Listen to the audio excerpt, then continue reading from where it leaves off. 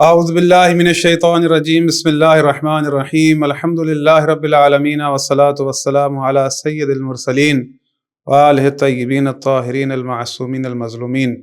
عزیزان محترم، پروگرام آیات علوی میں آپ کو خوش آمدید کہتا ہوں، اور آج کی ہماری آیت ہے سورہ آل عمران کی آیت نمبر 21۔ آج کا پروگرام بہت خاص ہے کیونکہ اس میں ایک سوال کا جواب بھی ہے۔ جہاں یہ آیت امیر المومنین علی علیہ الصلوۃ والسلام کی فضیلت میں اتری ہے، وہاں پر اس سوال کا جواب بھی ہے کہ بعض لوگ اکثر یہ سوال کرتے ہیں، اور ہم سے بھی یہ سوال ہوا کہ اللہ رب العالمین بڑا رحیم ہے، بڑا کریم ہے، وہ اگر یزید کو بھی معاف کر دے تو معاف کر سکتا ہے۔ بعض اوقات لوگ گنجائش پیدا کرتے ہیں، ظاہر ہے کسی کا کچھ نہ کچھ ایسا ایک معاملہ رہتا ہے کہ لوگوں کے سامنے ایسی چیزیں بیان کریں کہ ظالمین کے قصور دھل جائیں۔ تو اللہ رب العالمین نے اس بات کو واضح فرمایا ہے۔ آج کی جو ہماری آیت ہے سورہ آل عمران کی آیت نمبر 21، اس میں اللہ رب العالمین فرماتا ہے بسم اللہ الرحمن الرحیم، ان الذین یکفرون بآیات اللہ وَيَقْتُلُونَ النَّبِيِّينَ بِغَيْرِ حَقٍّ وَيَقْتُلُونَ الَّذِينَ يَأْمُرُونَ بِالْقِسْطِ مِنَ النَّاسِ فَبَشِّرْهُم بِعَذَابٍ عَلِيمٍ کہ اللہ رب العالمین فرماتا ہے کہ جو لوگ اللہ کی آیتوں کو جھٹلاتے ہیں، ان کا انکار کرتے ہیں، اور انبیاء کو ناحق قتل کرتے ہیں، اور جو لوگ انصاف کرنے کا حکم دیتے ہیں، یَأْمُرُونَ بِالْقِسْطِ یعنی عدل قائم کرنے کا حکم دیتے ہیں، انہیں بھی قتل کرتے ہیں۔ تو ایسے لوگ جو یہ عمل کرتے ہیں، جو انبیاء کو قتل کرتے ہیں اور ان کو قتل کرتے ہیں، جو عدل قائم کرنے کا حکم دیتے ہیں، ایسے لوگ، ان کے لیے عذاب علیم کی بشارت ہے کہ انہیں عذاب علیم کی بشارت سنا دو۔ پھر آیت نمبر 22 میں اللہ رب العالمین فرماتا ہے کہ اولئک الذین حبطت اعمالہم فی الدنیا والآخرہ وما لہم من ناصرین، ایسے لوگ جو انبیاء کو قتل کرتے ہیں اور ان کو قتل کرتے ہیں، جو عدل قائم کرنے کا حکم دیتے ہیں، ان کے اعمال دنیا اور آخرت میں حبط ہو چکے، وما لہم من ناصرین، اور ان کی کوئی مدد نہیں ہوگی، کوئی ان کی نصرت نہیں ہوگی۔ اللہ رب العالمین کا یہ واضح پیغام ہے کہ اللہ رب العالمین یہ فرما رہا ہے کہ جو بھی ان الذین یکفرون بآیات اللہ، جو بھی اللہ کی آیتوں کا انکار کرتے ہیں، اور وَيَقْتُلُونَ النَّبِيِّينَ بِغَيْرِ حق، اور انبیاء کو قتل کرتے ہیں بغیر کسی حق کے، وَيَقْتُلُونَ الَّذِينَ يَأْمُرُونَ بِالْقِسْطِ، اور انہیں قتل کرتے ہیں جو عدل قائم کرنے کا حکم دیتے ہیں، مِنَ النَّاسِ فَبَشِّرْهُم بِعَذَابٍ عَلِيمٍ، ایسے لوگوں کے لیے عذاب علیم کی بشارت ہے، اور ان کے اعمال دنیا اور آخرت میں حبط ہیں، ان کی کوئی بھی مدد نہیں ہوگی۔ عزیزان محترم، آپ سب جانتے ہیں کہ جب امام حسین علیہ السلام کا سر دربار شام میں پہنچایا گیا تو یزید نے امام حسین علیہ السلام کے ہونٹوں پر چھڑی ماری اور انکار کیا رسالت کا، اور یہ کہا کہ نہ ہی کوئی وحی آئی تھی، نہ ہی کوئی رسالت آئی تھی، یہ ایک تو بنی ہاشم کا ڈھونگ تھا۔ یعنی اس نے اللہ کی آیتوں کا انکار کیا، رسول اللہ کا انکار کیا، اس شخصیت کو قتل کیا جو عدل قائم کرنے کا حکم دے رہے تھے۔ امام حسین علیہ السلام کو اس نے قتل کیا۔ اللہ رب العالمین نے پہلے ہی کہہ دیا اپنے کلام کے اندر کہ جو بھی انبیاء کو قتل کرے، اور ساتھ ساتھ رکھا کسے کہ جو عدل قائم کرنے کا حکم دیتے ہیں انہیں قتل کرے، ایسے کے لیے عذاب علیم کی بشارت ہے۔ اس کے اعمال دنیا اور آخرت میں حبط ہو چکے، اس کی کوئی بھی مدد نہیں ہوگی۔ اب یزید کے لیے کسی بھی قسم کی کوئی گنجائش پیدا نہیں ہوگی۔ ایک تو یہ سوال کا جواب کہ جو آیت کے اندر موجود ہے۔ دوسرا، اس آیت کی تفسیر میں ابو عبیدہ بن جراح سے روایت ہے تفسیر برہان کے اندر کہ انہوں نے سوال کیا رسول اللہ صلی اللہ علیہ وآلہ وسلم سے کہ یا رسول اللہ، قیامت میں سب سے بڑھ کر عذاب کس سے ہوگا؟ تو رسول اللہ صلی اللہ علیہ وآلہ وسلم نے یہی قرآن کی آیت پڑھی کہ جو لوگ اللہ کی آیتوں کا انکار کرتے ہیں اور انبیاء کو قتل کرتے ہیں اور انہیں قتل کرتے ہیں کہ جو عدل قائم کرنے کا حکم دیتے ہیں، رسول اللہ نے فرمایا کہ جو بھی کسی نبی کو قتل کرے اور اس شخص کو قتل کرے کہ جو عدل قائم کرنے کا حکم دے، ایسے شخص کو سخت ترین عذاب ہوگا، سخت قسم کا عذاب ہوگا۔ اس سے بڑھ کر اور کسی کو ایسا عذاب نہیں ہوگا جو ان اشخاص کو قتل کرے۔ اسی آیت کی تفسیر میں امیر المومنین علی علیہ السلام سے روایت ہے کہ جو کہ سلیم بن قیس بیان کرتے ہیں کہ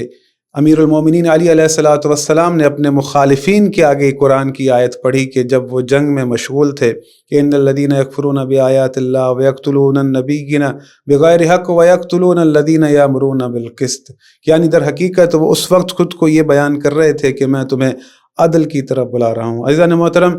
اسی آیت سے اسی موضوع سے ریلیٹ کرتے ہوئے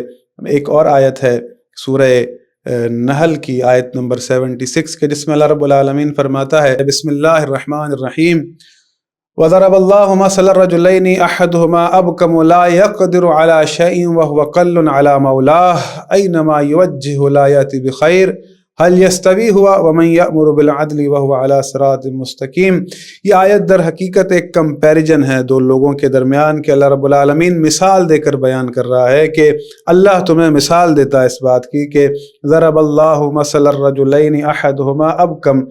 لا یقدر علی شیء وهو قل علی مولاه، کہ اللہ ایک مثال بیان کرتا ہے کہ دو آدمی ہیں، ان میں سے ایک گونگا دوسرے کی ملکیت ہے، کسی اور کا غلام ہے، بے اختیار و ناتواں، اس کے پاس کوئی اختیار نہیں ہے، کوئی قدرت نہیں ہے، کسی چیز پر وہ قدرت نہیں رکھتا اور اپنے مالک کو دو بھر ہو رہا ہے، یعنی اپنے مالک کے ہی گلے میں پڑا ہے۔ وہ جہاں اسے بھیجتا ہے کوئی خیر کی خبر نہیں لاتا، یعنی مالک اسے اگر کہیں بھیجتا ہے کوئی خیر کی خبر نہیں لاتا۔ پھر اللہ رب العالمین فرماتا ہے کہ کیا ایسا گونگا بہرا، حل یستوی ہوا، یعنی استفہام ہے، اللہ سوال کر رہا ہے کہ حل یستوی ہوا ومن یامر بالعدل وهو علی صراط مستقیم، کہ ایسا گونگا بہرا اور وہ کہ جو تمہیں عدل قائم کرنے کا حکم دے اور خود صراط مستقیم پر کھڑا ہو، یہ دونوں برابر ہو سکتے ہیں؟ یہ کمپیریجن اللہ رب العالمین کر رہا ہے کہ دو لوگوں کی مثال دے کر بتا رہا ہے کہ ایک کے پاس کوئی اختیار نہیں ہے اور وہ گونگا بہرا ہے اور کسی چیز پر قدرت نہیں رکھتا، لیکن ایک ایسا ہے کہ جو تمہیں عدل قائم کرنے کا حکم دیتا ہے اور خود صراط مستقیم پر کھڑا ہے۔ اس مثال میں یقیناً ایک کوئی خاص بات ہے کہ اللہ رب العالمین لوگوں کو سمجھانا چاہتا ہے۔ دو لوگوں کا کمپیریجن ہے، دو مردوں کا کمپیریجن ہے کہ اللہ رب العالمین ایک مرد کی مثال اس طرح سے دے رہا ہے اور دوسرے کو یہ کہہ رہا ہے کہ یہ ایسا ہے کہ جو لوگوں کو عدل قائم کرنے کا حکم دیتا ہے اور خود صراط مستقیم پر کھڑا ہے۔ اسی آیت کی تفسیر میں حدیث موجود ہے تفسیر برہان کے اندر کہ امام جعفر صادق علیہ الصلوۃ والسلام نے فرمایا کہ اللہ رب العالمین فرما رہا ہے کہ اس شخص کے بارے میں کہ حل یستوی ہوا ومن یامر بالعدل، جو تمہیں عدل قائم کرنے کا حکم دیتا ہے اور خود صراط مستقیم پر کھڑا ہے، اس سے مراد علی ابن ابی طالب علیہ الصلوۃ والسلام ہے اور ائمہ جو ان کے بعد آنے والے ہیں، یعنی ائمہ معصومین کہ جو لوگوں کو عدل قائم کرنے کا حکم دیتے ہیں اور خود صراط مستقیم پر کھڑے ہیں۔ عزیزان محترم، اسی آیت کی تفسیر میں صاحب تفسیر در منصور علامہ جلال الدین سیوطی لکھتے ہیں کہ ایک روز حضرت عبداللہ ابن مسعود نے رسول اللہ صلی اللہ علیہ وآلہ وسلم سے سوال کیا کہ یا رسول اللہ، اللہ رب العالمین فرماتا ہے اپنے کلام کے اندر کہ انک لمن المرسلین علی صراط مستقیم، کہ آپ صراط مستقیم پر ہیں، اور اللہ خود اپنے بارے میں قرآن میں کہہ رہا ہے کہ اللہ صراط مستقیم پر ہے، لیکن یہ تیسرا شخص کون ہے کہ جس کے لیے اللہ رب العالمین کہہ رہا ہے کہ ومن یأمر بالعدل وهو علی صراط مستقیم، کہ وہ تمہیں عدل قائم کرنے کا حکم دیتا ہے اور خود صراط مستقیم پر کھڑا ہے؟ تو رسول اللہ صلی اللہ علیہ وآلہ وسلم نے فرمایا کہ اے عبداللہ، وہ شخص علی ابن ابی طالب علیہ الصلوۃ والسلام ہے، کہ وہ علی ابن ابی طالب علیہ الصلوۃ والسلام ہے۔ عزیزان محترم، یہ جو میں نے آپ کے سامنے دو آیات پیش کی، سورہ آل عمران کی، پھر اس کو اس آیت کے ساتھ ریلیٹ کیا جو سورہ نحل کی ہے، یہ دونوں آپس میں اس طرح سے ہیں کہ جیسے اللہ رب العالمین نے وہاں مثال دی کہ جو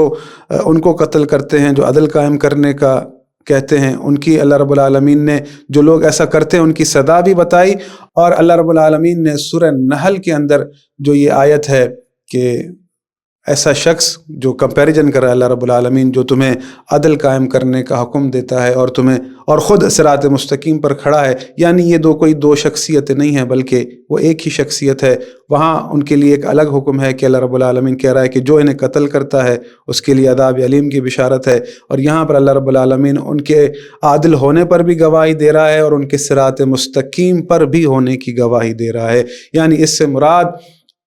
ائمہ معصومین علیہ الصلوۃ والسلام ہیں کہ جو لوگوں کو عدل قائم کرنے کا حکم دیتے ہیں اور خود صراط مستقیم پر کھڑے ہیں۔ میں اللہ رب العالمین سے دعا گو ہوں کہ اللہ رب العالمین ہمیں اسی صراط مستقیم پر استقامت کے ساتھ قائم و دائم رکھے اور ہمیں توفیق دے کہ ہم جو حق ہے اس صراط مستقیم پر چلنے کا، ان کی اطاعت و فرما برداری کرنے کا، وہ حق نبھانے کی توفیق عطا کرے۔ والسلام علیکم ورحمۃ اللہ وبرکاتہ۔